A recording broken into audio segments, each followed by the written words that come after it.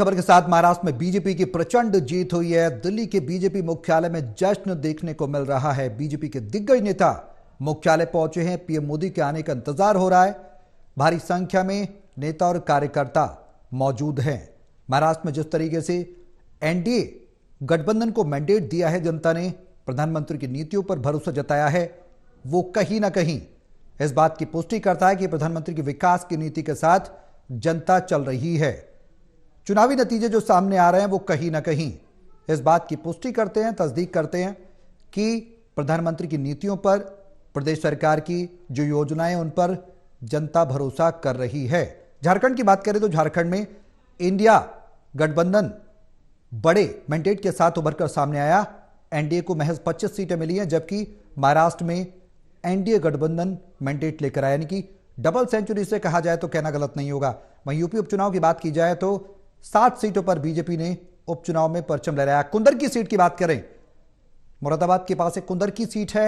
उस उपचुनाव पर भी 31 साल बाद बीजेपी का कमल खिला है, यानी कि सीएम योगी और प्रधानमंत्री नरेंद्र मोदी की जो नीतियां हैं, उन नीतियों को जनता ने सरोकार किया है, उन नीतियों को स्वीकार किया है। साथ ही हर वर्ग की तरफ से प्रधानमंत्री नरेंद्र मोदी को इस बार समर्थन मिलता नजर आया है। उत्तर प्रदेश के मुख्यमंत्री योगी आदित्यनाथ भी जगह जगह जो रैलियां की, उन्होंने हर विधानसभा में पहुंचे, लोगों से संवाद किया, तो सबका साथ सबका विकास का नारा उन्होंने जरूर दिया।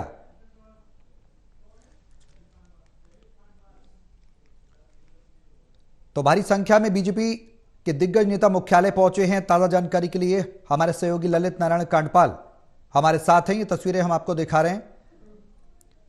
ललित, प्रधानमंत्री नरेंद्र मोदी के आने का इंतजार किया जा रहा है। बीजेपी मुख्यालय पर जश्न की तैयारियां चल रही, क्या कुछ आप देख पा रहे हैं? किस तरीके की तस्वीरें देखने को मिल रही? बड़ा मैंडेट महाराष्ट्र की जनता ने दिया।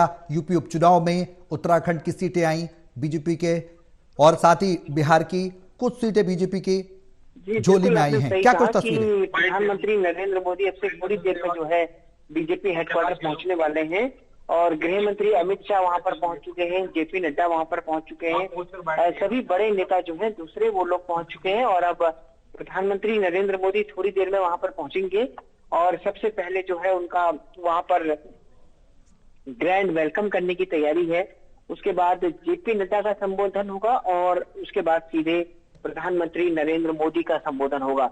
तो कुल मिलाकर अगर देखा जाए तो जो आज का पूरा कार्यक्रम है वो आज की जो जीत है उसका जो जश्न है वो प्रधानमंत्री नरेंद्र मोदी के संबोधन के साथ समाप्त होगा, और देखना होगा कि प्रधानमंत्री नरेंद्र मोदी क्या कुछ बातें आज अपने संबोधन में कहते हैं।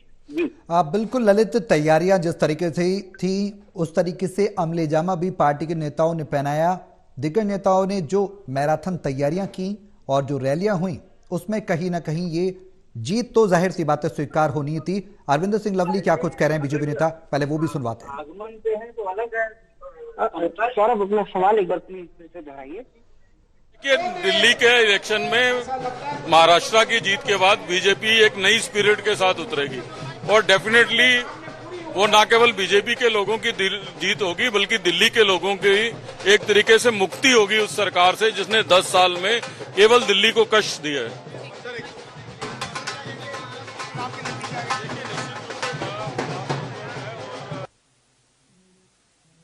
कहा कि जिस तरीके से महाराष्ट्र के जो रिजल्ट आए हैं विधानसभा चुनाव के, वो कहीं ना कहीं दिल्ली पर भी इफेक्ट करेंगे। ललित, ये बात कितनी पुष्ट होती है जो दावा अरविंदर सिंह लवली कर रहे हैं? वो कह रहे हैं कि महाराष्ट्र की जीत से जाहिर सी बातें इंपैक्ट करेगा दिल्ली के आने वाले विधानसभा चुनाव का रिजल्ट, और जबकि पंजाब सटा हुआ स्टेट है, हरियाणा में भी बीजेपी की जबरदस्त वापसी हुई है, तो जाहिर सी बातें प्रभाव किस हद तक देखने को मिलेगा, जो बात वो कह रहे हैं?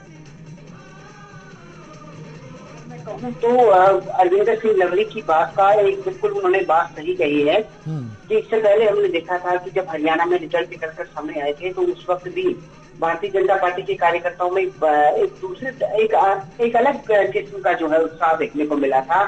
और अब महाराष्ट्र में जो जीत हुई है, महाराष्ट्र को अगर देखा जाए, महाराष्ट्र और झारखंड में 2 राज्य थे। झारखंड के चुनाव में भारतीय जनता पार्टी को हार का सामना करना पड़ा, लेकिन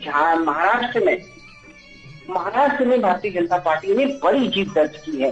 और आप ये समझिए कि भारतीय जनता पार्टी जी। महाराष्ट्र की जीत के साथ सबसे बड़ी पार्टी बनकर उभरी है और उसका जो असर है वो निश्चित तौर पर अब दिल्ली विधानसभा पर पड़ेगा। दिल्ली के चुनाव पर एक अलग तरह का असर देखने को मिलेगा। अब वहां पर क्या क्या चीजें होती हैं, उनका कितना असर दिल्ली की जनता पर पड़ेगा ये, और वोटिंग तक क्या असर पड़ेगा ये तो समय बताएगा। लेकिन ये बात निश्चित तौर पर कही जा सकती है कि जिस तरीके से आज जीत हुई है महाराष्ट्र में और जिस तरीके से भारतीय जनता पार्टी उस जीत के जश्न को बड़े स्तर पर मनाते हुए उस जीत को दिल्ली तक लाना चाहती है और आने वाले विधानसभा चुनाव में इस्तेमाल करना चाहती है, वो निश्चित तौर पर भारतीय जनता पार्टी के बड़े इरादों की ओर इशारा कर रही है। जी ललित, जो इंतजार प्रधानमंत्री का हो रहा है, 7 बजे का समय था नियत, प्रधानमंत्री अब से कितनी देर में वहां पर पहुंचने वाले हैं बीजेपी मुख्यालय में, क्या कुछ जानकारी मिल पा रही है? देखिए, प्रधानमंत्री नरेंद्र मोदी अब किसी भी वक्त आ सकते हैं क्योंकि लगभग सभी बड़े नेता जो है वो यहाँ पर पहुंच चुके हैं और जितने भी यहाँ पर नेता पहुंचे हैं उनके बाद अब सीधे प्रधानमंत्री नरेंद्र मोदी ही आएंगे और उसके बाद उनका यहाँ पर ग्रैंड वेलकम होगा और उसके बाद वो अपना जेपी नड्डा संबोधन देंगे और उसके बाद प्रधानमंत्री नरेंद्र मोदी अपनी बात कहेंगे। बिल्कुल ललित, अब जो तैयारियां हैं आगे की, क्या कुछ रणनीति देखने को मिलेगी? क्योंकि एक सादे सब सदे, सब सादे सद जाए कहावत है कि अगर एक सादा अपने तो सब सद जाता है, तो धीरे धीरे उसी पैटर्न पर बीजेपी आगे बढ़ती नजर आ रही है। क्या कुछ तस्वीर आगामी सियासत की देखने को मिल सकती है? क्योंकि 2027 की हम बात करें, उत्तर प्रदेश में भी विधानसभा चुनाव होंगे, कई राज्यों में फाइट भी होगी, तो पॉजिटिव वाइब्स के साथ, पॉजिटिव उत्साह के साथ पार्टी और कार्यकर्ता नजर आएंगे। देखिए, बिल्कुल अगर देखा जाए तो आज हम जिस तरीके से देख रहे हैं उसमें अगर परिस्थितियों को देखा जाए तो आपने जो कहा एक सादे सब सदे, लेकिन कई बार सौरभ ये राजनीति में ये कहावत सही नहीं हो पाती है। अब अगर देखा जाए तो हरियाणा भारतीय जनता पार्टी ने साधा, लेकिन वो यहाँ 2 राज्यों में से केवल एक ही राज्य को साध पाई और वो महाराष्ट्र है। अब लेकिन महाराष्ट्र को उन्होंने साधा है तो उसका असर क्या दिल्ली तक आएगा या नहीं आएगा ये दिल्ली के चुनाव के बाद ही पता चलेगा। और दूसरी सबसे अहम बात ये भी है कि भारतीय जनता पार्टी अपने जो चुनाव प्रबंधन के लिए जानी जाती है, अपनी सांगठनिक गतिविधियों के लिए जानी जाती है, वो निश्चित तौर से जो है अब दिल्ली के चुनाव में पूरी तरह से फोकस करेगी और आने वाले दिनों में हम देखेंगे कि दिल्ली को लेकर बड़ी बैठकें लगातार होती हुई हमको दिखाई देंगी। जी बिल्कुल ललित, एक सवाल और, वो सवाल ये कि जो जनता ने मैंडेट दिया है उसमें ये बात तो स्पष्ट है कि प्रधानमंत्री मोदी की नीतियों से और उनकी योजनाओं से जो लोगों तक पहुंच रही हैं उससे पे कहीं ना कहीं संतुष्टि जरूर नजर आ रही लोगों की। और जो नारे चुनाव के दौरान जो मैराथन रैलियों में लगाए जाते हैं, बटेंगे कटेंगे एक रहेंगे तो सेफ रहेंगे, उसका असर भी व्यापक तौर पर देखने को मिला। बिल्कुल, देखिए जिस तरीके से आज ये पूरा घटनाक्रम हुआ है उस घटनाक्रम में अगर देखा जाए तो बटेंगे और कटेंगे ये जो नारा एक तरह से जनरेट हुआ, इसके बाद एक है सेफ है का नारा आया प्रधानमंत्री नरेंद्र मोदी की ओर से। तो आप ये समझिए कि इस पूरे नारे का असर भी महाराष्ट्र के चुनाव में बड़े पैमाने पर देखने को मिला और खुद भारतीय जनता पार्टी के नेता मान रहे थे कि ये नारा जो है अब आने वाले समय में पूरे देश भर में सुनाई देगा और इस नारे को भी एक तरह से इस जीत ने स्वीकृति दिलाई है।